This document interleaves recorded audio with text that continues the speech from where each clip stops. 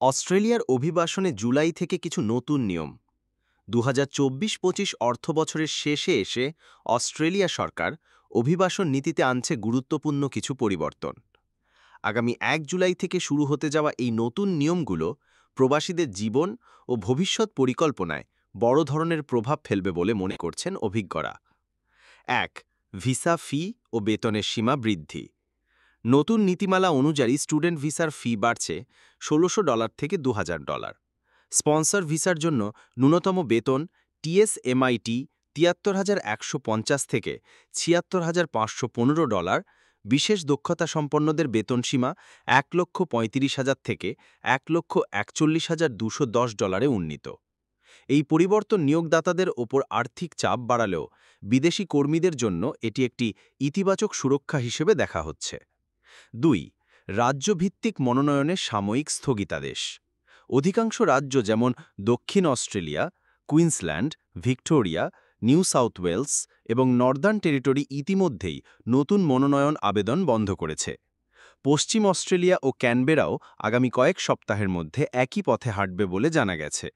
তবে অভিবাসন বিভাগের পক্ষ থেকে জানানো হয়েছে, জুলাই থেকে অক্টোবরের মধ্যে নতুন কোটা ঘোষণার পর আবার চালু হবে মনোনয়ন কার্যক্রম। 3. আঞ্চলিক এলাকায় ডালা ভিসার সুযোগ।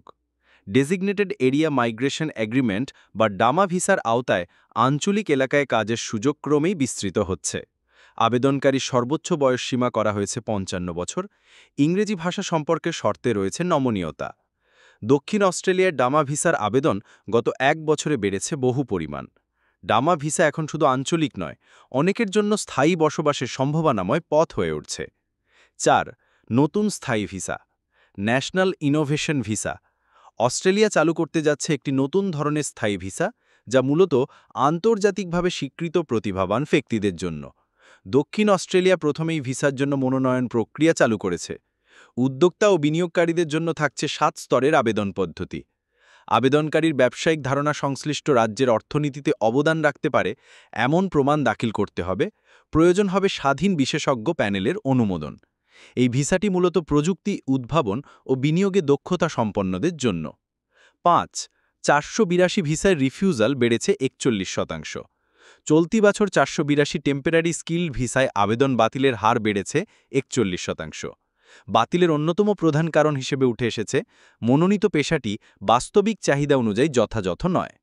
যেমন ছোট কোনো ক্যাফে থেকে ফুল টাইম শেফের জন্য ভিসা আবেদন করলে অনেক সময় তা যথার্থ বিবেচিত হচ্ছে না। 6. অভিবাসন বিশেষজ্ঞের পরামর্শ। অভিজ্ঞ অভিবাসন পরামর্শকদের মতে এই পরিবর্তনগুলো অনেকের জন্য চ্যালেঞ্জ হলেও সঠিক প্রস্তুতি ও সচেতন পরিকল্পনা থাকলে তার রূপ নিতে পারে সম্ভাবনায়। তারা বলছেন, এখনই স্কিল অ্যাসেসমেন্ট সম্পন্ন করুন। ইংরেজি পরীক্ষায় ভালো স্কোরের দিকে মনোযোগ দিন। অভিজ্ঞ পরামর্শকের সঙ্গে যোগাযোগ করে পরিকল্পনা সাজান। সব মিলিয়ে বলা যায়, অস্ট্রেলিয়ায় অভিবাসনের পথ আগের তুলনায় কিছুটা কঠিন হচ্ছে।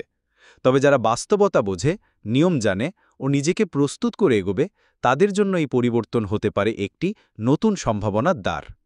ভিডিওটি ভালো লাগলে লাইক দিন, কমেন্ট করুন আর চ্যানেলটি সাবস্ক্রাইব করতে ভুলবেন না। সবাইকে ধন্যবাদ। দেখা হবে পরের কোনো এক ভিডিওতে।